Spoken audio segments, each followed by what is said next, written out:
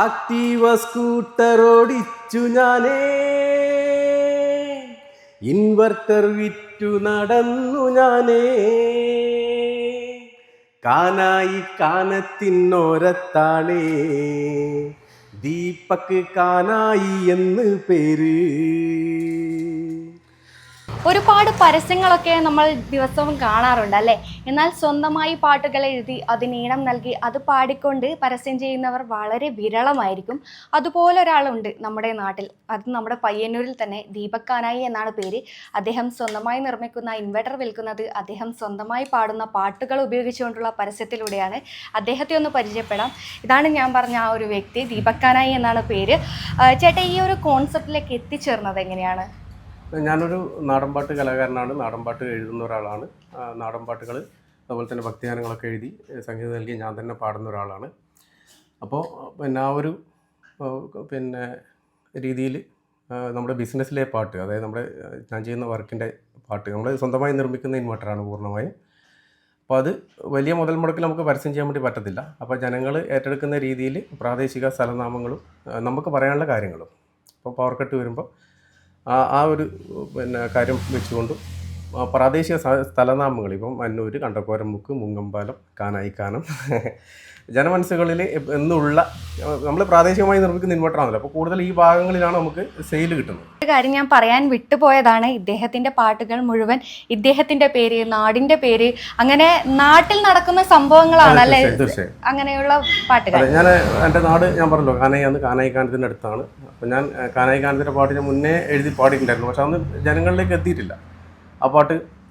അങ്ങകലെ ഒരു കുന്നിൻ ചരുവുന്ന് വെള്ളമൊഴുകി ഒഴുകി വന്നേ, ചെക്കിത്തോട്ടര ചാലും നിറച്ചത് തത്തിക്കളിച്ചു ചിരിച്ചു വന്നേ, കല്ലിലടിച്ചു പതഞ്ഞു പൊങ്ങി വെള്ളം ആവി പറത്തി ഒഴുകി വന്നേ, വെള്ളിക്കൊലുസു കിലുങ്ങുന്നൊരച്ചയിൽ കാനായി കാനത്തിൽ വന്നു വീണേ. അങ്ങനെയൊക്കെ എഴുതിയിട്ടുണ്ട്. പിന്നെ നാടൻ പാട്ടുകൾ എഴുതിയിട്ടുണ്ട്. അതിലെനിക്കേറെ ഇഷ്ടപ്പെട്ടൊരു പാട്ടാണ്, ഞാൻ വേദികളിൽ പാടാറുള്ള ഒരു പാട്ടുണ്ട്, അതൊന്ന് പാടിത്തരാം. ആലപ്പുഴക്കാരി നല്ല കുപ്പിവളക്കാരി, കായൽ കണ്ണാടി അതിൽ നിന്നെ ഞാൻ കണ്ടേടി, കായലോരക്കാരി നല്ല കായവറുത്തോടി, കായലിൽ പോകുമ്പം നമുക്ക് തിന്നാടി.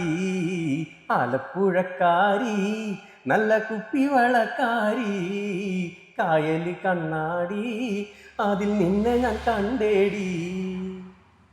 തൻ്റെ പാഷനും ഉപജീവന മാർഗവും കൂടെ ഒരുമിച്ച് കൊണ്ടുപോകുക എന്ന് തന്നെ വേണം പറയാനല്ല ഈ ഒരു ഇത്. അപ്പോൾ ഇത് മാത്രമല്ല, ഇദ്ദേഹം ഭക്തിഗാനം കൂടി എഴുതുമല്ലേ?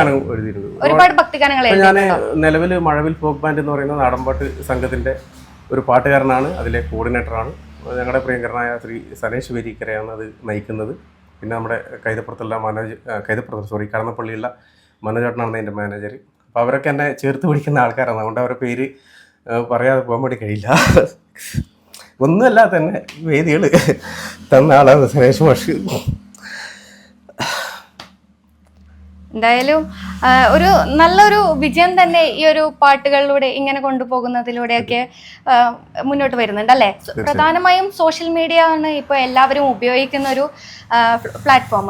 ആ ഒരു പ്ലാറ്റ്ഫോമിൽ ഇതുപോലെ താങ്കൾ സ്വന്തമായി എഴുതിയ പാട്ടുകൾ, താങ്കൾ തന്നെ ഈണം നൽകിയ പാട്ടുകളൊക്കെ വരുമ്പം നാട്ടുകാരും അതുപോലുള്ള ബാക്കിയുള്ളവരുടെ ഭാഗത്തു നിന്നുള്ള പ്രതികരണങ്ങളൊക്കെ എങ്ങനെയാ?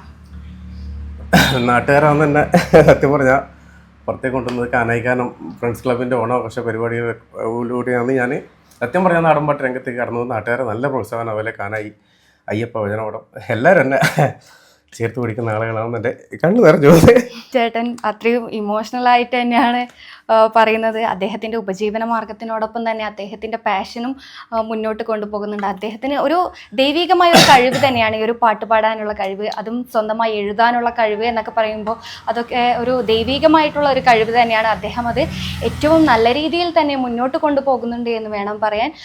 അതും അത്രയും അഭിനന്ദനാർഹം തന്നെയാണ്. നമ്മുടെ നാട്ടിൽ ഇതുപോലുള്ള അതുല്യ പ്രതിഭകൾ ഉണ്ട് എന്നതും അത്രയും നമുക്ക് അഭിമാനിക്കാവുന്ന ഒരു കാര്യം തന്നെയാണ്. എന്തായാലും ഇദ്ദേഹത്തെ എല്ലാവരും സപ്പോർട്ട് ചെയ്യുക എന്നാണ് പറയാനുള്ളത്. ക്യാമറമാൻ പവിത്രൻ കണ്ടോത്തിനൊപ്പം അഞ്ജലി ലക്ഷ്മണ, നെറ്റ്വർക്ക് ന്യൂസ്.